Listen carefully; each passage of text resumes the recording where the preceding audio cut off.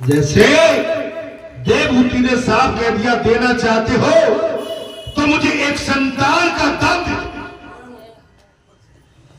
महाराज भक्ति द्वारा ज्ञान मिलता है, भक्ति से सात्विक दृष्टि के अंत में ज्ञान और भक्ति में अंतर नहीं है।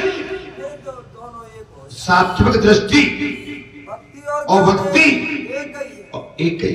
आपके आचार विचार संयम, आप सात्विक हो, आपका भोजन बिल्कुल सादा है, नमक मसाले नहीं, गरम मसाले नहीं, लहसुन प्याज नहीं, ज्यादातर तली हुई वस्तु नहीं, सात्विक भोजन करते हैं तो आपकी बुद्धि सात्विक बनी रहेगी, शांत रहेगी, कभी क्रोध नहीं करोगे। बात में से बात निकलती है, बात तो करो, अभी बात में से बात निकलती है, ऐसा नहीं आपने जो बात कही हमें चुभेगी नहीं, उसी बात को हम आपको व्याख्या के साथ समझाएंगे, नहीं इसका जी मतलब नहीं, इसका जी मतलब। आपकी बात हमें बुरी नहीं लगती, आपकी बात सुन के हमारा ज्ञान उस चीज को पाने के लिए और उसकी व्याख्या के लिए और उतावला और पागल हो जाता है।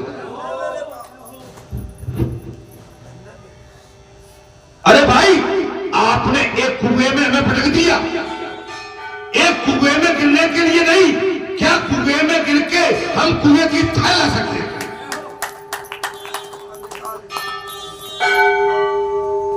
ऐसा होता नहीं है भाई। एक कुएं के किनारे खड़े हैं, धक्का किसी का लग गया, हम कुएं में चले गए, अब हमें उस कुएं की थाह लेनी। अगर हम तैरना जानते हो तो क्या जानते हैं, और तैरना नहीं जानते तो बात समझ में आ गई कि नहीं?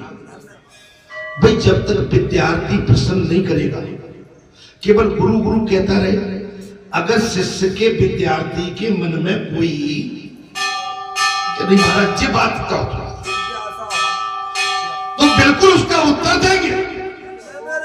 आप एक बार कुछ तो लो हमसे करें।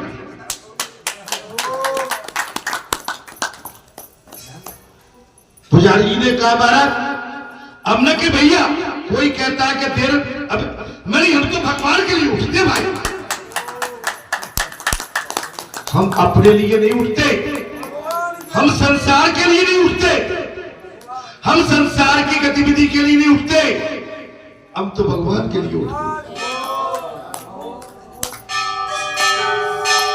आप फिर कहो कोई बात, आप कहते हो हम सुनते रहेंगे और सुनाते भी रहेंगे। वैसे विलासी जीवन जिए तो कोई बात नहीं, बेस दुकानदार धंधेबाज अगर वैसे विलासी जीवन जिए तो कोई बात नहीं, किंतु ब्राह्मण को ये शोभा नहीं देते।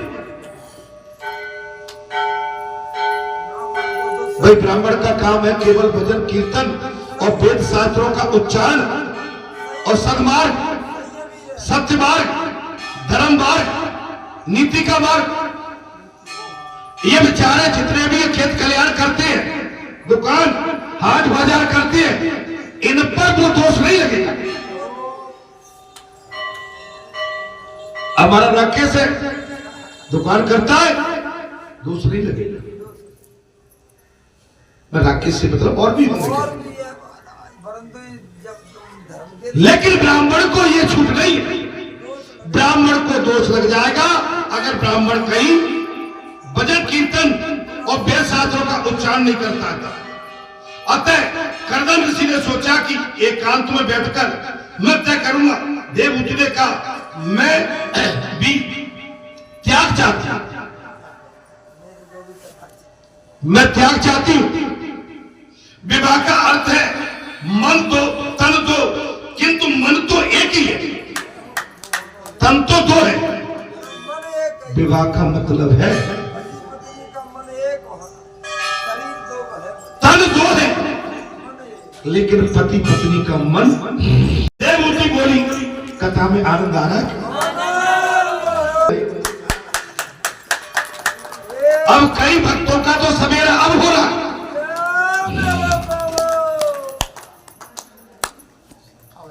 आपकी कथा ही पूरी हुई जाती है धीरे। तो आपसे बड़ा भाग्यशाली कोई नहीं है, मेरी दृष्टि में तो कोई नहीं। अभी आपको ध्यान हो, 3 बालक सवेरे सुंदरकांड में बैठे थे, मैं उनको जानता भी नहीं हूं, लेकिन उनका अबोधपन, उनका जो कहते बालकपन मुझे आकर्षित कर रहा।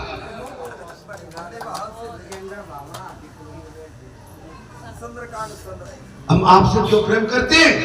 आप राम कथा सुनने आते। अब दादी क्यों कहते हैं राम कथा में टाइम? एक दादी कहाँ है आजकल? अच्छा, ये दादियां शादियां में जाने लगी।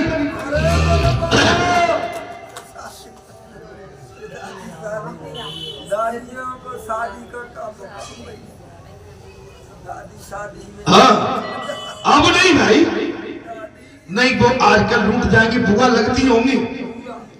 हाँ, तो रूठ जाएंगे भाई उनके घर वाले। देवहूति बोली, नाथ आपने तो वचन दिया था कि एक पुत्र के जन्म के बाद आप संन्यास ले लेंगे।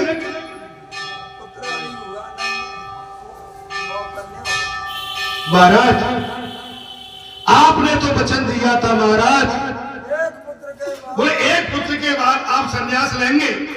पुत्र का जन्म तो अभी तक नहीं हुआ। 9 भक्ति, फिर इन कन्याओं की महाराज मेरी देखभाल कौन करेगा? ये 9 कन्या आ गई, इनकी देखरेख कौन करेगा? इन कन्याओं की व्यवस्था करने के बाद ही संन्यास दीजिएगा। देवहूति ने साफ कह दिया, हे नाथ इन कन्याओं की शादी ब्याह करने के पश्चात ही आप संन्यास लें। सुखदेव भगवान वर्णन करते, राजन कर्दम देवहूति ने विचार और विकार का त्याग कर दिया। संसारी विचार और विकारों का त्याग किया। उन्होंने कई वर्षों तक परमात्मा की आराधना की और इसके बाद देवहूति के गर्भ में साक्षात नारायण ने वास कर लिया।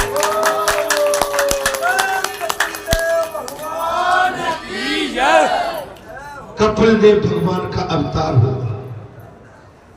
कई वर्षों तक देवहूति एवं कर्दम ऋषि ने तपस्या की है और इस तपस्या से खुश होके भगवान श्री नारायण देवहूति के गर्भ में वास कर बैठे।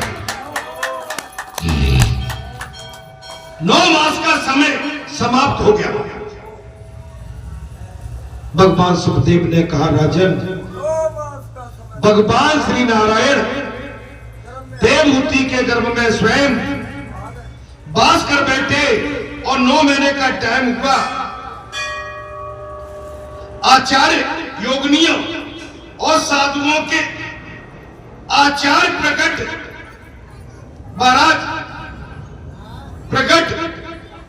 होने वाले थे। आचार्य योगिनिया और साधु प्रकट होने वाले थे। ब्रह्मा जी के कर्दम ऋषि के आश्रम में आ गए। साधु आ गए, योगी आ गए और ब्रह्मा देव कर्दम ऋषि के आश्रम में स्वयं पधारे। ब्रह्मा जी ने कर्दम ऋषि से कहा कि तुम्हारे ग्रस्त आश्रम सफल हो गया। हे कर्दम ऋषि, तुम्हारा ग्रस्त आश्रम, हे बरेटावासियों, तुम्हारा ग्रस्त आश्रम सफल है। जहां स्वयं बालाजी प्रकट हो गए। अब बताइए महाराज, भाई वो तो प्राचीन काल कथा है, ये तो वर्तमान की कथा है।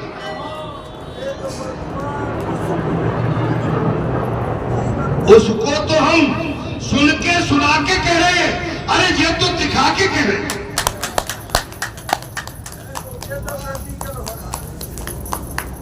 ये जो साक्षात्कार है तुम्हारे सामने, के कर्दम ऋषि के आश्रम में ब्रह्मा जी सहित बोलने के लिए, संतों के सहित बोलने गए थे कि तुम्हारे आंगन में भगवान का प्रकट होना है।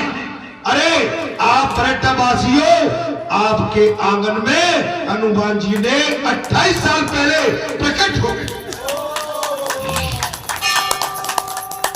28 साल तुम अब जगत के पिता बन गए। हे क्षेत्रवासियों, हे पर्यटवासियों, आप जगत के पिता बन गए। कैसे? कि बालाजी भगवान 11वें रुद्र में आपके घर में प्रकट हो गए और जगत संसार आपके आंगन में आ रहा है। और जिसके आंगन में जब संसार पूरा जगत आता है वो पिता नहीं महापिता बन जाता है। अरे छोटे में क्यों ले रहे हो भाई?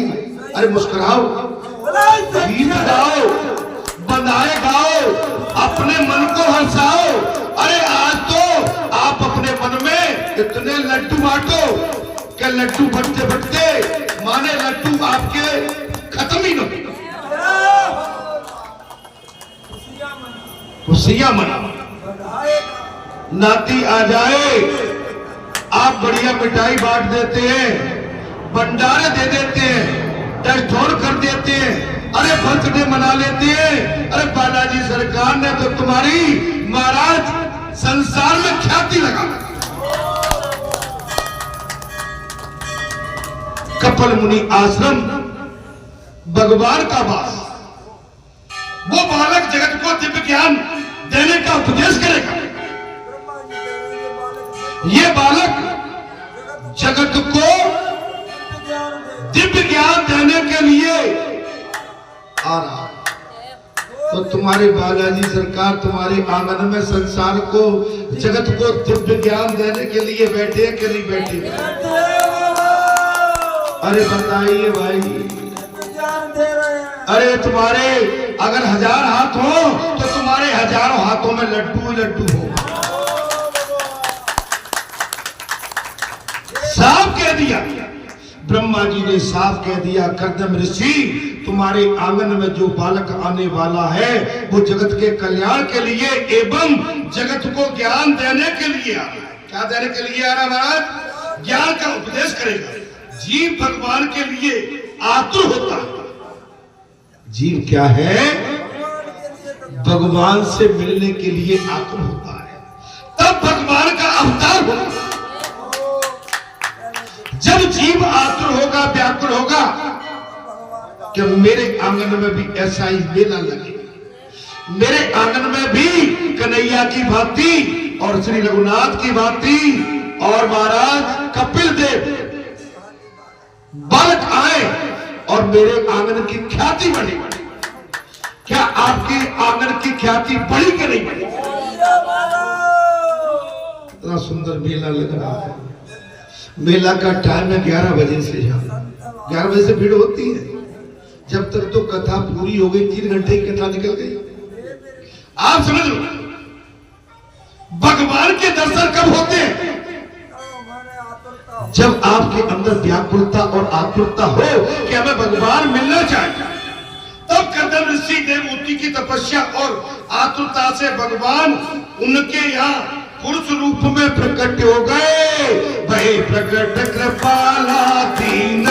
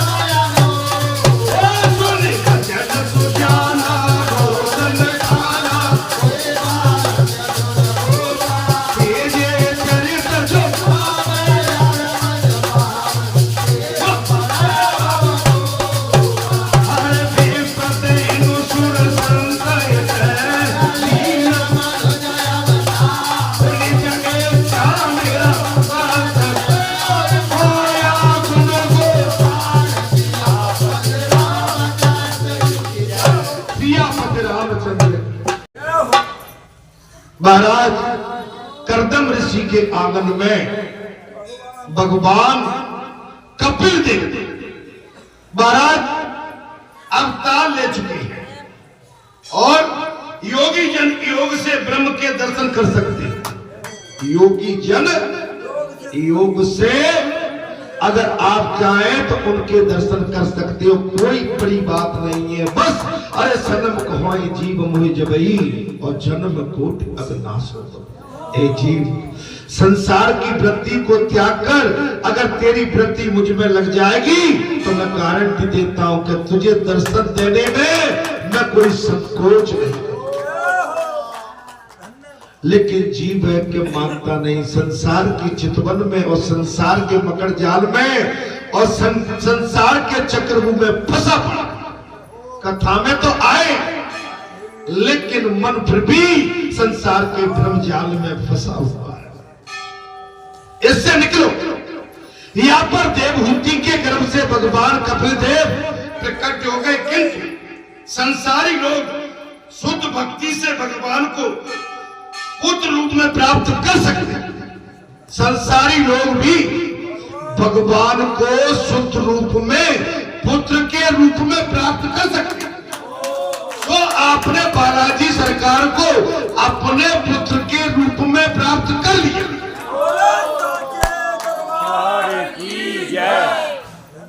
सो आपने अपने आंगन में बालाजी सरकार को पुत्र के रूप में, भले ही अंजनी मामा के अंजनी लाला के, लेकिन आपने उनको अपने पुत्र के रूप में प्राप्त कर लिया। और भगवान का लालन पालन आप कर सकते हो। आपके अंदर अगर भाव है, भक्ति है, साधना है, आपका सद्भाव है, आप समर्पित भाव है, आपके अंदर मधुरता है, मानवता है, दीनता है, दया है, करुणा है, झुकन है, नमन है, शांति है, समृद्धि है, तो आप भगवान को भी अपने घर के आंगन में बुलाकर उनका पालन पोषण कर सकते हैं, जैसे कि माता यशोदा ने कन्हैया को अपने आंगन में पाला। या देवहूति के आंगन में भगवान आ गए। महाराज कपिल भगवान के जन्म लेने पर देवहूति ने करदम ऋषि से कहा, अब गृहस्थ आश्रम का त्याग आप कर सकते हैं।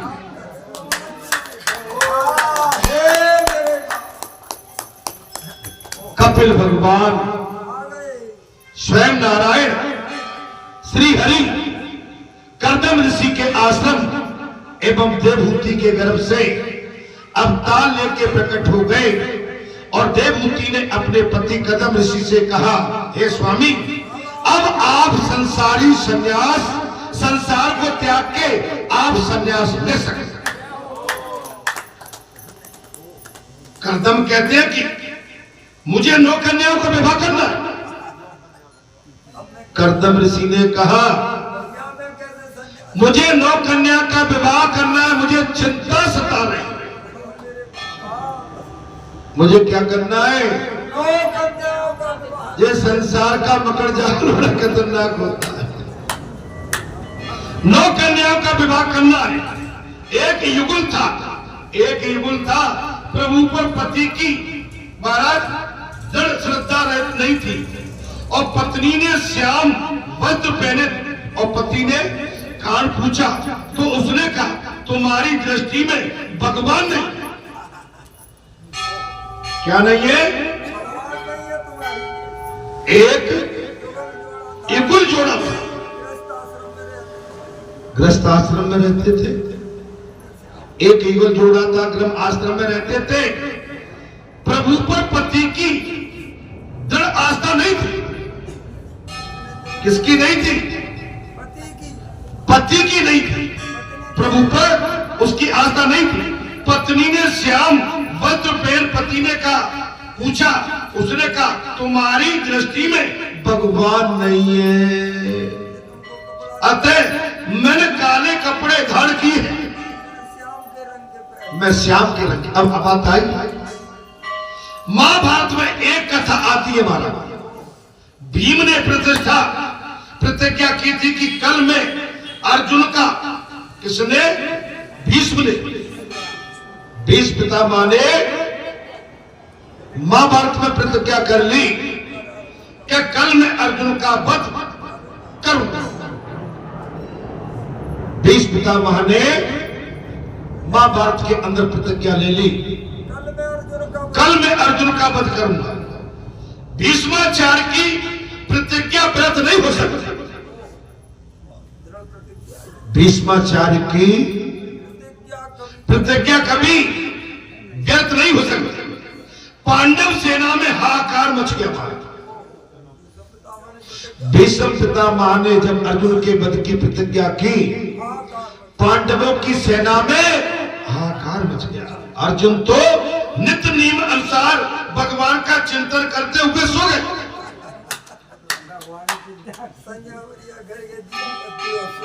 अर्जुन तो नित्य भगवान का चंदन नित्य क्रिया करके सो गए। श्री कृष्ण को चिंता होने लगी कि मेरे अर्जुन का कल क्या होगा।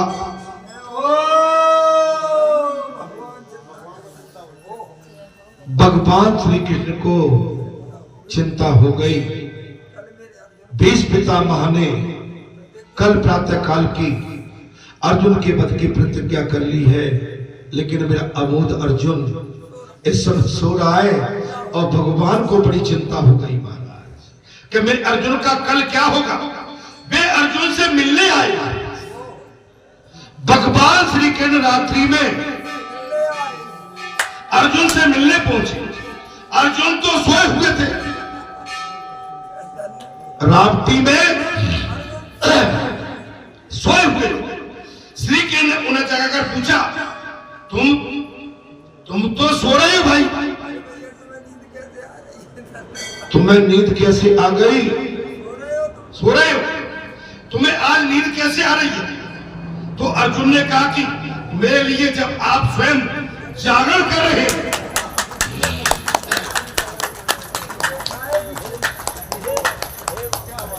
अर्जुन ने कहा, हे केशव, हे मधुसूदन, जब आप मेरे लिए जागरण कर रहे हैं तो मुझे क्या चिंता हो सकती है?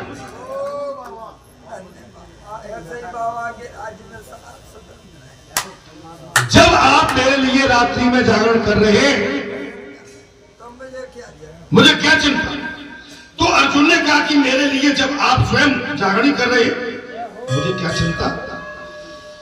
मनुष्य का कर्तव्य है कि अन्य शरणागति वो सदा यही सोचे कि मेरे मरने से श्री कृष्ण की ही आप कीर्ति होगी।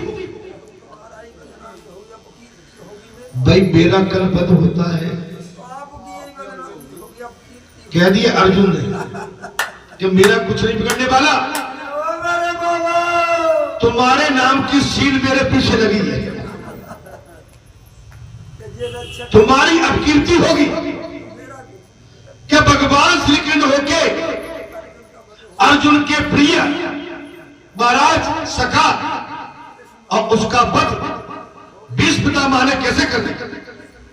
आपकी अपकीर्ति होगी। कर्दम कहते हैं मुझे नौ कन्याओं की चिंता है।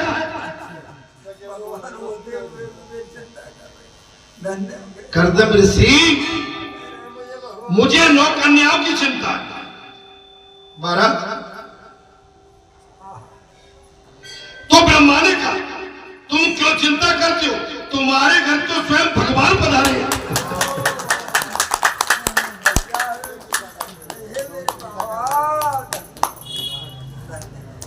आपकी बात लग गई कि नहीं लग गई? संतुष्ट हो कि नहीं? इशारों को अगर समझो तो इशारे में ही रहने दो।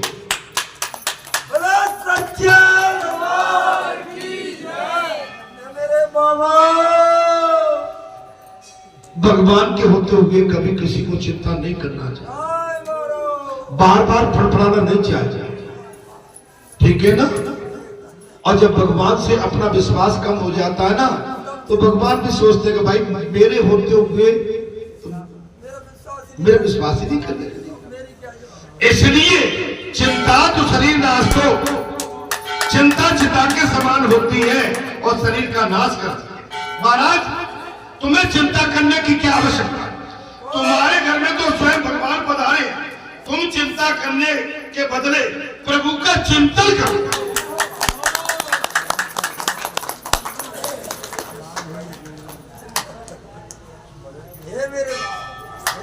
अरे पक्की सील ना लगी है भाई, नहीं सील बिल्कुल धुंधली हो जाती है, पानी गिरता है सो इस सील में स्याही पक्की नहीं है, फैल जाती है।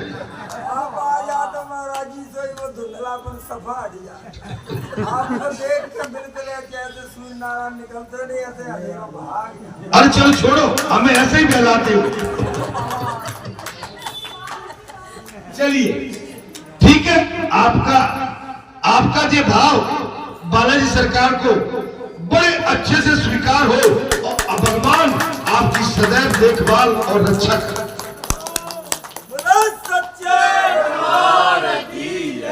वल्लभाचार्य जी ने कहा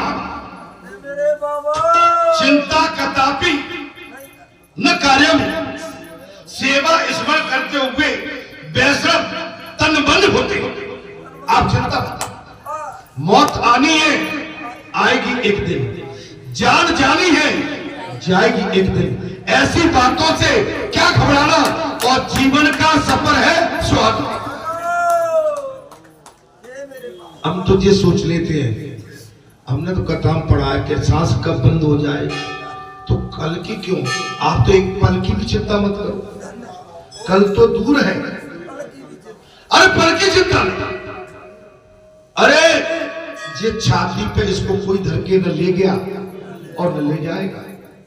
आप समझ लो, आपको कल शायद कल की बात देखेंगे, संभल में मुगलों ने क्या किया, संभल में हमारे हिंदुओं के मंदिर हुआ बंद कर दिए और मंदिर निकला, मालूम है ना, वहां हमारे हिंदू पलायन कर गए।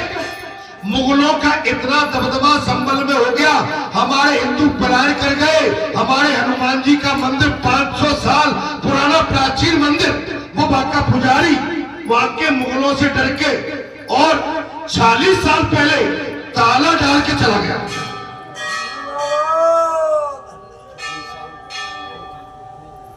लेकिन बाबा का बुलडोजर कहां रुकने वाला है? योगी बाबा ने नकेल डाल दी, सब लगा दिया। बाबा ने कहा मेरा बुलडोजर कोर्ट से जब आदेश आएगा मैं प्रतीक्षा कर रहा हूं, और बुलडोजर घूम रहा है गली गली में और कुछ नहीं खरोच रहे हैं, तो खरोचने में कुआं निकल रहे, और एक दीवार पटकी तो अपना हनुमान जी का मंदिर 500 साल पुराना प्राचीन काल मंदिर, आप देखिए वो उन्होंने ऐसे माने घर के वो दीवारें खड़ी करके मंदिर को ढक दिया। अरे आप टीवी देख रहे हो नहीं? अरे तो धिक्कार, फिर आप कुछ देखते ही नहीं हो। अरे भाई इतना मत सूरदास बन जाओ कि देखने वाली चीज को भी न देख पाओ। संभल की घटना ध्यान आ रही है? संभल में 1978 से आज तक 209 हिंदू का वध हो चुका है, 209, और 1978 में 184 हिंदुओं का वध हुआ था, और एक फैक्ट्री में कम से कम 20-25 हिंदू जिंदा जला दिए गए। एक गरज परिवार था, उसकी बहुत बड़ी फैक्ट्री थी, उसमें सब मोमडन काम करते थे, और उसने सोचा उस मालिक ने सोचा, गोपी चंद नाम है उसका, क्या मुझे कुछ नहीं करेंगे, बलवा हो रहा था, लेकिन बेचारा वो वैसे ही गया, उसे काट के फेंक दिया, और उसके हाथ काटे, पैर काटे, सर काटा और गला। अरे भाई आप देखा करो कभी कभी जब न्यूज आती है ना, राष्ट्रीय न्यूज देखना चाहिए। आप लोग सभी बैठे होंगे, किसी ने नहीं देखा, संभल का दृश्य किसी ने नहीं देखा। वो भैया देख रहा, वो देखो हाथ उठा रहा पीछे से।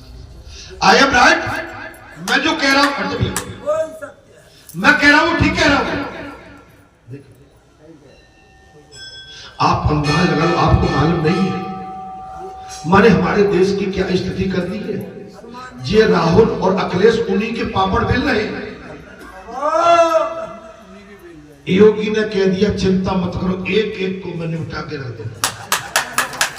मुझसे योगी कहते भैया मैं न राहुल का दुश्मन हूं न अखिलेश का दुश्मन हूं, जो हमारे राष्ट्र का दुश्मन है मैं फिर उनका बड़ा पक्का दुश्मन हूं।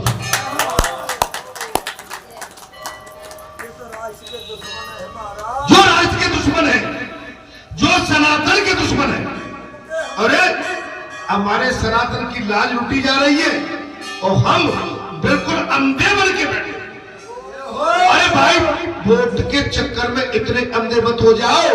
ये मुसलमान तुम्हें केवल अपने साथ लेकर जो अपना वैभव बढ़ा रहे हैं, कल ये तुम्हें भी नहीं छोड़ेंगे।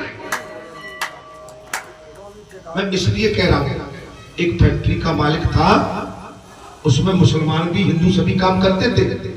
1978 में बलवा हुआ तो वो जब घर से निकला उसने सोचा, घर वालों ने रोका कि इस समय बलवा हो रहा है शहर के अंदर। उसने कहा सेठ ने मुझे कोई नहीं, मुसलमान मार देंगे तुम्हें। बोले मेरी किसी से दुश्मनी नहीं है। लेकिन फैक्ट्री में जैसा ही गया सबसे पहले उसके हाथ पैर काट दिए। हाथ पैर काटे, उसने कहा भैया हाथ पैर मत काटो, मुझ में गोली लगा।